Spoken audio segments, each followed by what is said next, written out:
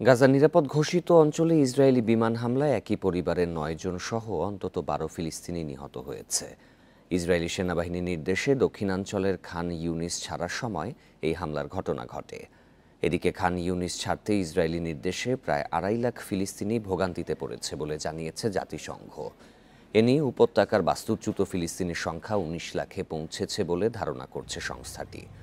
Israeli হামলার ভয়ে খান ইউনিসের ইউরোপিয়ান হাসপাতালের অসুস্থ রোগীরাও পালিয়ে গেছে। হাসপাতালটিতে মাত্র ৩ জন রোগী অবশিষ্ট রয়েছে বলে জানিয়েছে বিশ্ব স্বাস্থ্য সংস্থা।